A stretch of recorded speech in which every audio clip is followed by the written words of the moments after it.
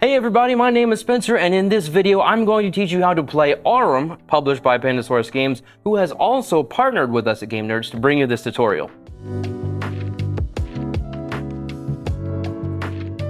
Aurum is a trick-taking game in which you play as an alchemist, with the goal of melding various base metals into gold. 4-player games are played in teams of 2, and in 3-player games, everybody competes individually. The objective of Aurum is to score the most points to win rounds. You'll earn points by collecting gold, as well as correctly bidding how many tricks you'll take. I'll get into the specifics of playing in a bit, but first let's look at the setup. When playing in pairs, sit across the table from your partner. Otherwise, sit where you want. Place the gold cards face up in the center of the table, sorted by value. In a 3-player game, remove the rank 8 gold card and place it back in the box. Give each player a 0 rank gold card.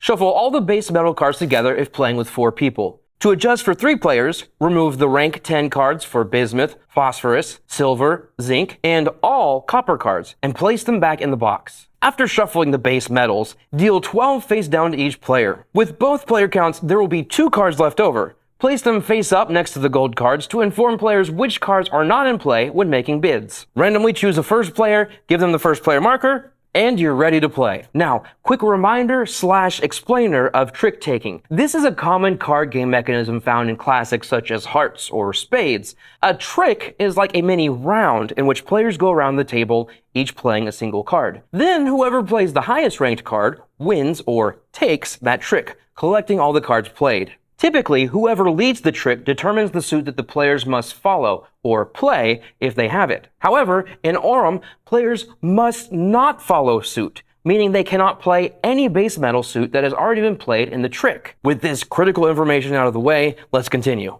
The differences between a 3- and 4-player game are very minor. I'll point out any adjustments needed as they come up. Just keep in mind that anytime I mention teams, the same rules will apply to individuals when playing competitively in a 3-player game. Aurum is played in rounds, and at most, you'll play 3 rounds. Each round begins with a bid. After looking at the cards dealt, players will determine how many tricks they think their team can take. As we'll see shortly, it's better to overbid than underbid. To indicate your bid, you'll choose a base metal card in your hand whose value matches your bid number. If there's no match, then you must adjust your bid. Starting from the first player and moving clockwise, each player places their bid card face up in front of them. Once all bids have been revealed, each team identifies the higher of the 2 they played, and that will become the team's bid. For example, let's say that I play a 4 and my partner Maria plays a 2.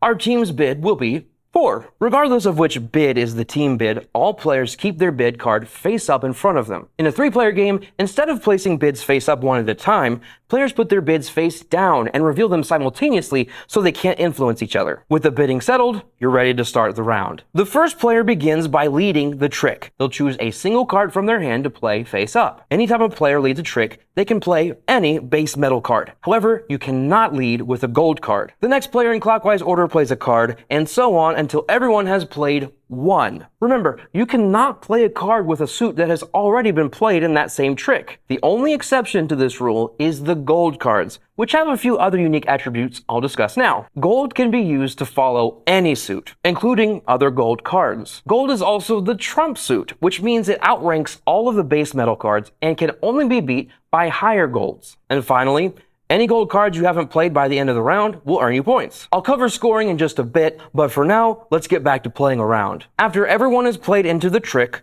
look for the highest ranked base metal card if no golds have been played. Whoever played it takes the trick. If one person played a gold card, they win the trick, even if a base metal card has a higher rank. In this trick, a rank 0 gold still beats a rank 10 phosphorus. If more than one person plays a gold, the highest ranked one takes the trick. Whoever played the lowest ranked base metal card now takes a gold card of the same rank from the gold card supply and adds it to their collection. If there's no matching card available, they don't get anything. That person will also lead the next trick. Now, if there's ever a tie when determining who takes a trick, who will lead the next trick, who will collect a gold card, etc., the tie goes to the player who most recently played a card. Now, before you begin the next trick, there's a little bit of cleanup to do. First, return any gold cards played to the supply. Next, the player who took this trick gathers all the base metal cards played and stacks them in their tricks taken area. All future tricks taken will be stored here as well, so that you can easily keep track of the tricks you take during the round. As you make progress through the round,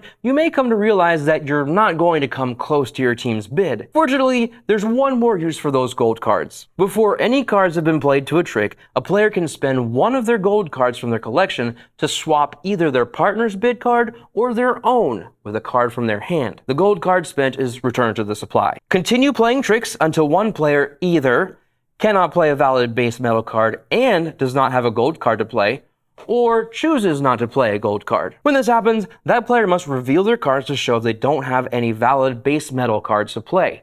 The round is now over, and this incomplete round-ending trick does not affect scoring in any way.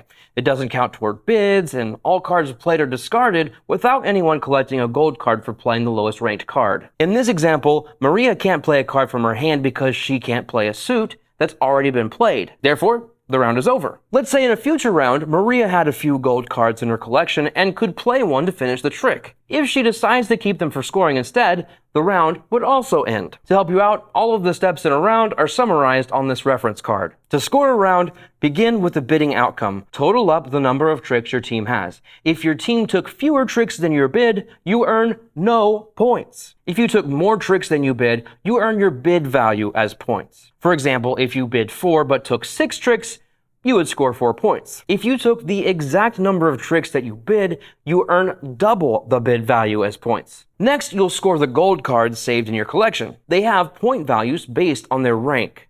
Rank 0 cards are worth 0 points. Ranks 1 to 3 are worth 1 point each. Ranks 4 to 6 are worth 2 points each. And ranks 7 to 8 are worth 3 points each. These point values are all summarized on the back of the reference cards. Teammates should now add any points earned from their gold cards together, along with the points earned from their team bid, if any, to determine their final score for the round. The team with the highest score wins the round and gains a gold nugget to reflect this. In a 3-player game, players just total their own points instead of combining them with a teammate. A golden nugget is awarded to the player with the highest score. After a nugget has been awarded, you're ready for a new round. Set up exactly as you did at the beginning of the game, placing all gold cards back into the supply and shuffling all base metal cards together. Don't include any cards previously removed during setup. For a new round, you won't deal out the 0 value gold cards. Pass the first player marker to the player on the left, and you're ready to begin round 2 with bidding. If round 1's winning team or individual wins round 2, the game is over and they are declared the winner of Aurum. If the losing team or individual from round 1 wins the second round, you'll go on to play a third round to break the tie. You'll never play more than 3 rounds. In the case of a 3-player game, if after playing 3 rounds each player has 1 golden nugget, the player who bid the highest in the third round wins the game. And that's all there is to it. If you have any questions about anything I covered here, please leave me a comment and I'll get back to you as soon as I can. If you found this video helpful, consider giving it a like, and if you want to see more content like this, make sure you subscribe to our channel.